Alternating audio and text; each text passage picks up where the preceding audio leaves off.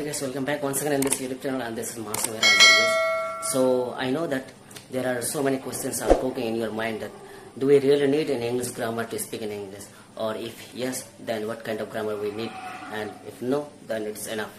So let's break it down. Here, if we need an English grammar to speak in English, then what all are those? So I will break it down more later, but before that let me introduce myself.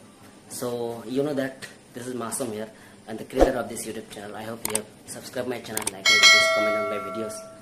So okay, let's come to the point, come to the topic now. Look, grammar is like salt. It makes the food more tasty, but too much use of it can spoil the taste of the food. So to be honest, you don't need to learn all kind of grammars.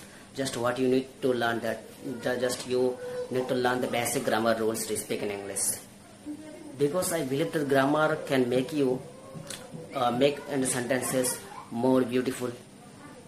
Okay, now one more thing is that in English speaking, if speaking is like a car, speaking is like driving a car, where grammar is the steering, but it's not the engine. Okay, so by using the steering, you can turn right, turn left, or etc. etc. I hope you are getting me what I mean to say. So by the way, without wasting time, let me tell you that what you need to learn in English grammar to speak in English fluently. So as I said just few minutes or few seconds ago, that you just need basic grammar, and first of all, what you need to learn that tenses. Okay, and tense, there are the total three kind of tense: present, past, and future.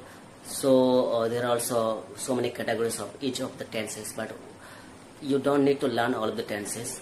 You just learn like in present tense, present continuous and simple present, or in past, simple past, or in future like simple future tense. For example, in present indefinite tense, what we say, example, I go to the market. Okay, and in past tense we can say that I went to the market, or in present continuous tense we will always say that I am going to the market, but in future we say that I will go to the market. So here is the difference, basic difference, just what you need to learn, and it's all the number one. And in number two, we can say that article is the most important thing. It play a vital role in spoken English, and there are total three articles, and those are a and the. Okay, and now number third is pronoun. Okay, now what is pronoun? Instead of noun, what we use, for example, he, I, she, they, them, those, these, etc. etc. These are the most important grammar topics. And number three is preposition. Okay, what all are prepositions? There are so many prepositions in English grammar, and among them, which all are most important? Those are in, on, at, from, by, etc. etc. I hope you are getting me. And number four is verbs. Okay, so what is verb? Verb indicates that you are doing something by applying those words.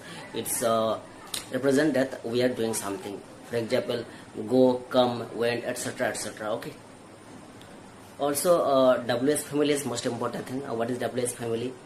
Like why, who, whom, when, where, etc. etc. These are the most important things. So there are total few kinds of other things that we need to learn to speak in English. So number one is tense, number two is article, pronoun, preposition, WH family, and etc. etc. So what is most important thing is that you just you not need to learn all the grammar rules. You just need to learn the basic rules of the grammar.